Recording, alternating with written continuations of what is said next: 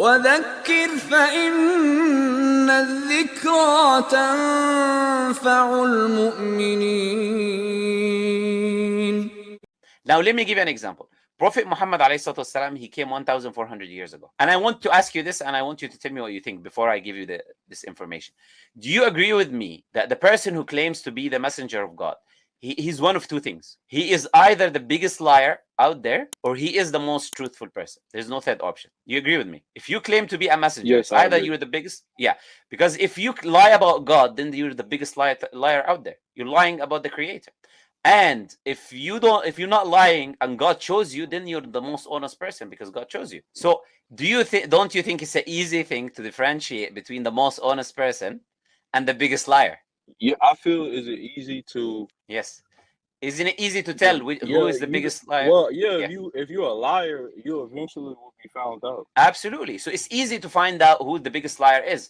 It's not hard to say this guy is the biggest liar and this. So when you study the biography of Prophet Muhammad, you will be able easily to find out if he was a liar. There's no doubt about that, because you look at his life and you will see from his behavior, this guy must be a liar.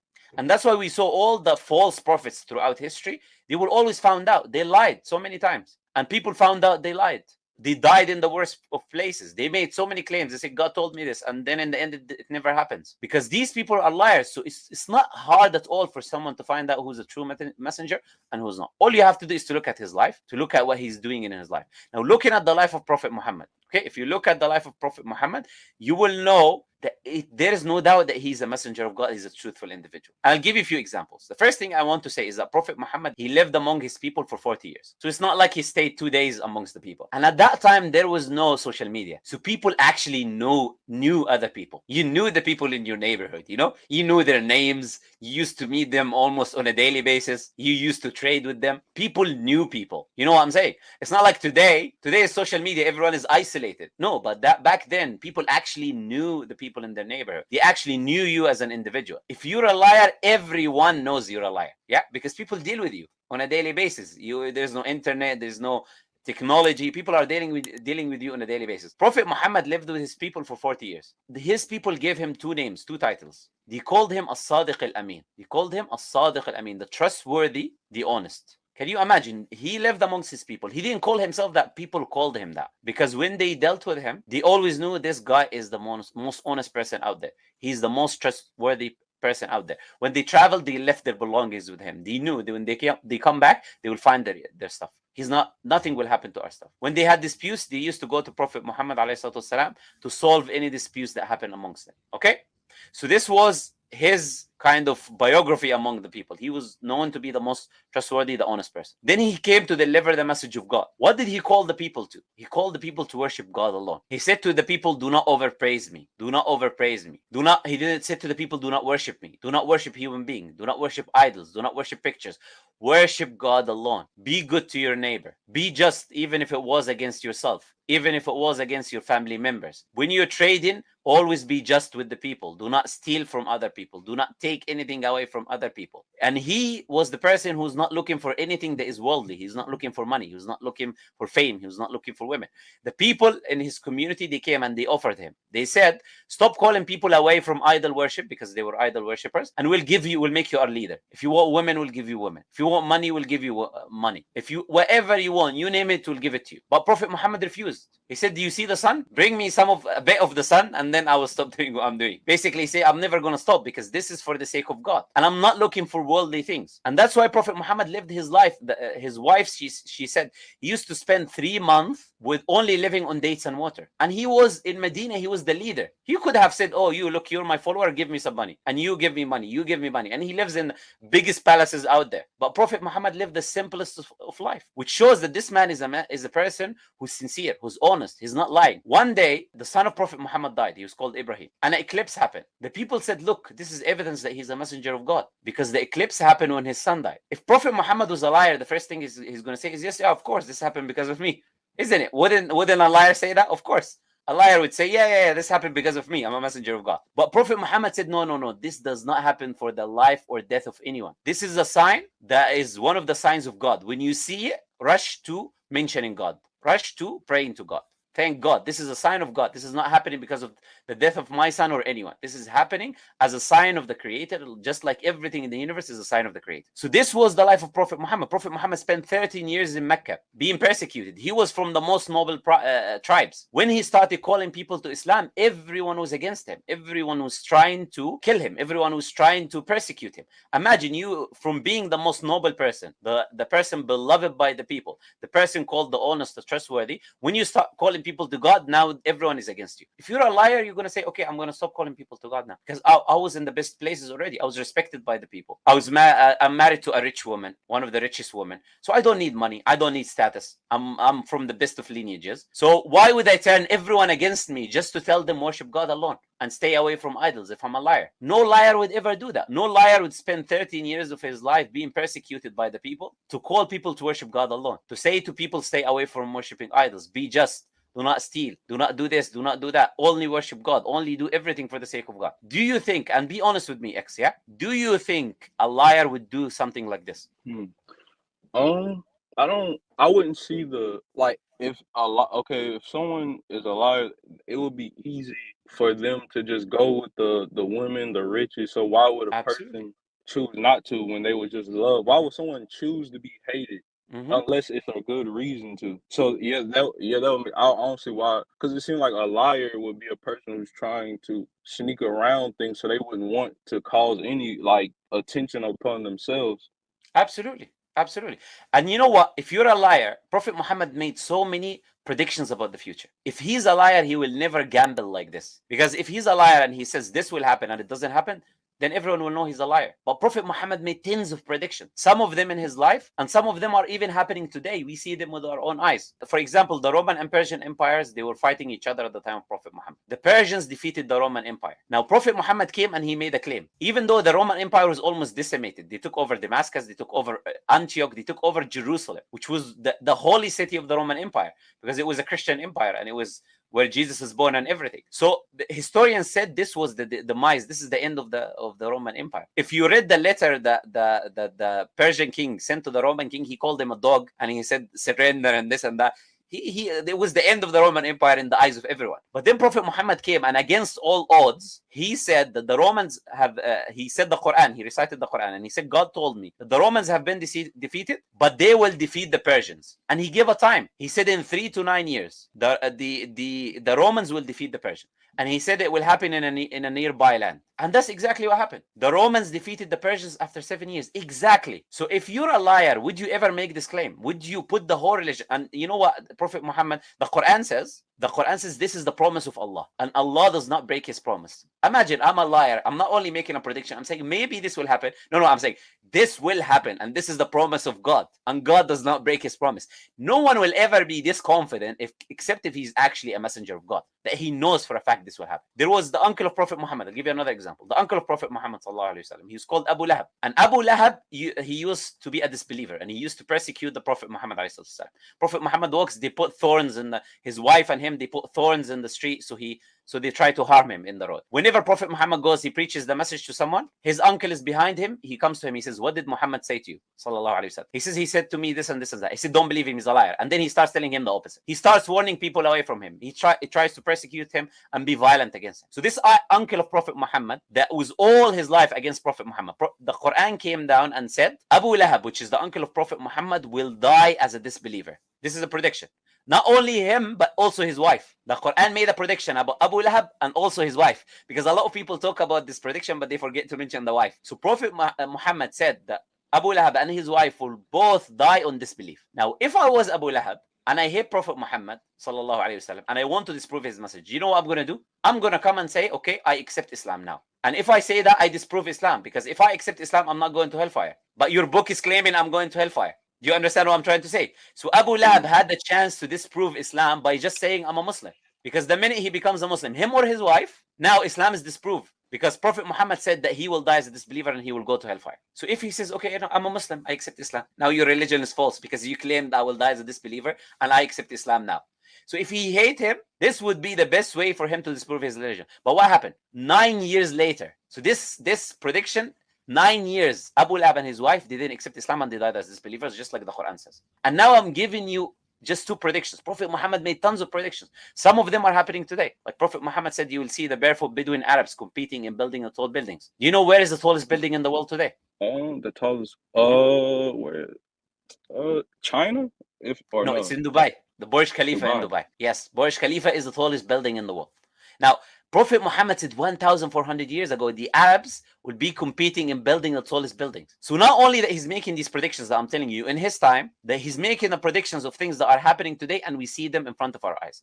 Now, I want you to be completely honest with me, X. After everything I told you about Prophet Muhammad, how he lived his life, how he interacted with the people, and everything that happened in his life, right? Would it be possible to say that after all of that, Prophet Muhammad sallallahu alaihi wasallam is not a real messenger? Not only everything that I told you, all of these events that happened in his life, but also the predictions that he made about the future. Can you be a false prophet and do all of that? Is that possible? But can I get to this point? Because this is something I really want to, because you made a lot of points, and it's like, I did. Go ahead. This was another like conflict I had, because I was like, okay, I believe that there's a creator. So it's like, out of the 3 religions, I've been like researching about a lot of them, and it's like, okay, you said all the examples of like the evidences, but how do I know, like, out of these, they all 3 Abrahamic religions, right? And they all claim to be the truth. And what I see, it have some commonalities and some none. But so Judaism was supposedly like the first, and then Christianity and Islam agree with some of I guess most of the prophets, right? Is that correct? I know Christianity does, but does Islam agree? Yes. I know y'all agree with Moses and a lot of the prophets. Yes, most of them, yes. But y'all wouldn't say y'all agree with the Tanakh, what it is fully today. Okay, to answer that point, I want to tell you this. Keep something in mind, right? We don't say Judaism's first as Muslims. We say a Muslim is someone who submits to the one true creator, to the one true God. And that's why we say Islam was always there from the beginning. Islam was there from the beginning. The first human being, Adam, was a Muslim because he submitted to the creator. And God has given him guidance, right? So we disagree with this idea that Judaism was first. So that's the first thing that I would say, right? The second thing I would say is that we believe that Moses is a messenger of God and Jesus is a messenger of God. And we believe that they got messages from the creator. They got revelation. They got books from the creator, right? And these revelations that they got. Can I say something about that? Yeah, of course. Yeah, go ahead. You said that Judaism wasn't the first, so is the belief that, so what was the religion of that time? Was it like no specific religion? Was it just like a belief system? Like it wasn't like a literal like religion? It was Islam. That's what we say. We say Islam was there from the beginning, from the time of Adam. And Islam means submission to God. The practices were different. So God used to give different practices based on the people and the time. So like if the people at this time require these type of practices, God gives it to them. If the people require different types of practices, God gives them different types of practices. So sometimes what we call Sharia, which is the practice, religious practice, was sometimes different. The beliefs was the same, okay? And I will give you an example that will simplify that for you. You know Abraham, what religion was he? I would say he didn't have a religion. I would just say he was a follower of God. Okay, so he cannot be Jewish or Christian, can he? Because there was no Jesus, there was no Torah, there was no Moses, there was no Judah, there was no Jacob even yet. So it's impossible. If there's no Torah, there was no gospel. He cannot be Christian, right? Or Jewish. Make sense? 100%. Do you agree that Abraham submitted fully to the Creator? You know the story. God told Abraham to slaughter his own son. There is no more submission than this, to obey God's command. You're very old in age, and God gives you a gift, which is a son, in this old age that you never expected to have a son. And then God says to you, go and slaughter your son. Now, don't you agree with me? This is the highest level of submission to God. Yes, that's the highest. Because I feel a person would take themselves before they take their own child. Absolutely. And that's what Islam is. Submission to the one true God. Submission to the God of Abraham. Submission to the God of Noah. So that is the evidence that for us to say that Islam was there first. The same beliefs that we have today are the same beliefs that Abraham had about God. Even the practices that Abraham says Muslims keep, but other religions don't keep. Like, for example, circumcision comes from Abraham. Muslims practice it. Okay, a lot of Christians today, they don't practice it. You get the point. Some Jews they do practice it, but a lot of Christians don't. So if you look at Abraham, he was not a Jew or a Christian, which shows you that, look, this idea of Islam being there has evidence. Islam being there before, because all of these other religions, they're linked to a specific individual or linked to a specific country, and they have a starting point from there, either from Moses, Judaism, or from Judah, or from Jacob, or from Isaac, whatever you want to start it, but it has a starting point. While Islam, submission to the one true creator, is not linked to an individual or a specific city, right? Now, and on top of that, We are saying we agree with those people were messengers of God and they brought the messages, but those messages have been changed. So you don't have an original Bible today. You don't have an original Torah from the time of Moses today. Even Jews and Christians would agree with that. But we have the preserved Qur'an from the time of Prophet Muhammad. And why wasn't it preserved, X? Because it wasn't preserved because it was not for everyone. It was not a universal message, and it was not forever. It was specific for specific people for a specific time. That's why God, he gave the message.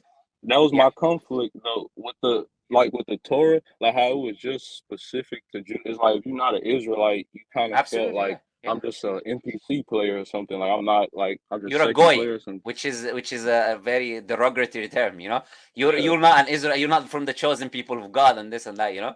That's why you don't see the Jewish people going around trying to preach the religion, because they don't believe people. Most of them don't believe that someone can become Jewish anyway. And if you do, they have this very long process. Some people say 7 years process. They watch you. Are you observing the laws or not? If you're observing the laws, okay, now you can become Jewish. And when you become Jewish, you're not a first-class Jew, because there are different ranks and classes in Judaism. Not all Jews are equal. So the Ashkenazi Jews will look down upon other Jews, like the Haredi Jews, for example, in Yemen. Because these people are, darker skin and this and that. There is even racism within the belief system itself. You understand what I'm trying to say? Or there's the differentiation within the belief system itself. So even within Judaism. So Judaism is not welcoming you anyways, because they're not opening doors and asking you, come and follow our religion, So you can put Judaism to the side. When it comes to Christianity, do you think it is rational and it makes sense to claim that a human being is God and he comes and he dies on a cross, he's killed by his own creation, he used to be breastfed by his own mother? Does these things make sense to you? No, and that's my exact conflict with Christianity. I came in a Christian family. And that was my exact conflict with Christianity. It's like believing that why would God become a man? And then it's like, but Jesus prayed to God. And it's like, so it's like Christianity, I always felt like that's why to me it was either Islam or Judaism. That's why and Judaism what made me like, I don't know, it's something with, I don't know, I always felt Islam in a way, but it's like for some reason, I don't, it's just. So the some reason I told you before. I feel like it makes sense, but I don't know. The reason that is stopping you, I told you before. Satan. No other reasons. Because look, something makes perfect sense to you. Okay? It's rational. It's evidence-based. We know, as an objectively looking at the life of Prophet Muhammad, and I only give you one evidence. I can give you many more evidences why he was a messenger of God. 1 or 2 evidences. His life and the predictions that he made. There are many other things that he performed that proves that he's a messenger of God. But I'm telling you, looking at this objectively, don't you agree with me from a rational perspective that this has to be then the truth? It is the only thing that is making sense to you. Like the belief system makes sense to me. I want to before I can claim the truth, because I like to be genuine with. I want to, because I have 2 Qur'ans. My mom randomly gave me a Qur'an one time, and I had I bought a Qur'an before the Oxford translation, and I just have a lot of. I'm trying to. I want to read it fully, because the beliefs out of all the belief systems, just based on, if I'm not going by what the actual holy text, if I'm just going by belief, the Quran, the Muslim belief makes more sense to me out of all of them logically. So what I just want to do now is read the whole Quran and learn and keep studying and having conversations like these. Cause I'm not around Muslims, so I keep hearing bias, because I'm just around Christians. So I keep hearing biased opinions. So I never can have a conversation with Muslims to actually fully get the truth from Muslims themselves, because people here in America is biased towards Islam, and I try to be fair, but it's like, absolutely, and that is a sign of sincerity. That's what I would say to you. It's a sign of sincerity where it shows that you're a critical thinker. You're not someone who just believes things that are in the media, other people are telling you about, these people believe it, therefore I will believe it. No, you're actually using your mind, which is unfortunately a lot of people are not doing. I mean, what can we do, but you're using your mind, right? People think life black and white. Absolutely, but there's gray, isn't it? It's not as black and white as people look. It's gray. That is actually not as black and white as people think it is, right? There is a lot of things that people need to think about, right? So what I'm saying is this: all I can do is to do what I did right now. I gave you the logical evidences for Islam, and I give you the logical message, and as you agreed with me, it makes rational sense. I put the ball in your court, basically. That's all I can do, because I believe that God is the one who guides. And I understand what you're saying, that you want to read and this and that. There is no problem. I'm the last person who tries to push someone like to accept Islam. Maybe I did that before, but I don't do that anymore, right? So I don't try to push someone to accept Islam, even if I used to push him, I used to push him for his own good, but I'm not doing that anymore. You get the point? I don't push someone to accept the message, even though I only push them when they agree with it. Like when they say to me, okay, that everything makes sense. So I say, what's stopping you, man? Just accept, So, but right now, I will let you take your time. I will let you study. I'll let you do whatever you want to do. And look, you see my channel. You can go to my email. You want to talk another time. You want to ask questions. Whatever it is, I'm happy. But I gave you the holistic message, right? So now you know the holistic message. You know why we say Prophet Muhammad is a messenger of God. You know why Judaism and Christianity is not an option for a rational, honest person. He's not going to go to Judaism or Christianity. And you know why you should go towards Islam. Read the Quran and tell me DM me or email me. Either DM me on Twitter or email me which translation of the Quran are you reading, because some translations can be problematic from crazy people that translate the Quran. Sometimes even Orientalists or not Muslim, they translate the Quran. So send me with just the name of the translation. Most of them are good, but just send me the name of the one that you're using. So I just confirm. Have you ever heard of the Oxford one? Don't read this is the one you shouldn't read. That's why I was asking, because this is the one from those Orientalist academics that they try to do liberalized their own version of Islam, right? They're not even Muslims are doing this stuff, right? Don't read that one. Absolutely not. What is the other one that you have?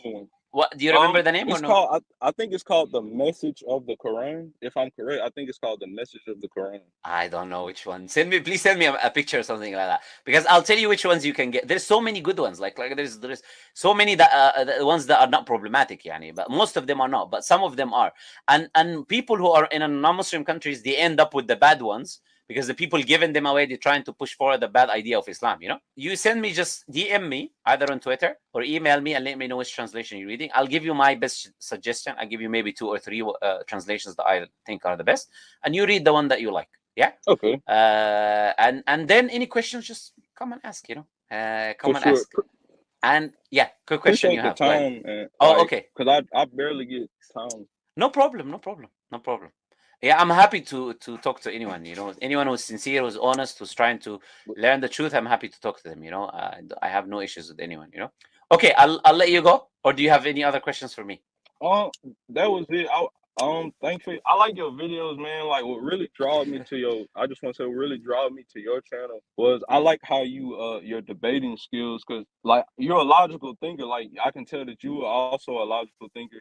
And I feel like that's missing in a lot of other religions. So that's another thing what I respect about Islam.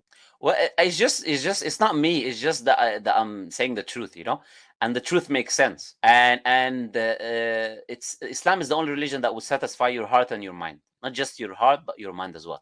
Not just your emotions of being loving and all of this stuff. God died for you and all of this. No, not just emotions and personal experience. It will also satisfy your mind. So it will give you complete satisfaction. Basically, nothing else will give you complete satisfaction. So what you see is just the truth. You don't see, I'm not doing anything. All you see is just me transmitting the truth. So it is God is the one who's given us this truth, and this truth will appeal to you because inside you have what we call the fitrah. It's an innate disposition that tells you where the truth is and where falsehood is. So when you hear the truth, you know deep down this is the truth, because God has put that in you already, right? That's why it makes sense to you what I'm saying to you. Trust me, if I was a Christian, I'm not going to be able to convince you of the Trinity, Doesn't matter how logical I am. I'm not going to be able to say, okay, therefore the Trinity makes sense. Oh, he's gone. I think maybe it's the connection is gone. He had a bad connection. But alhamdulillah, he's going to, inshallah, read the Quran and everything. And as I said to you, X, if you just email me the name of the translation that you're reading. And anytime you have questions or anything like that,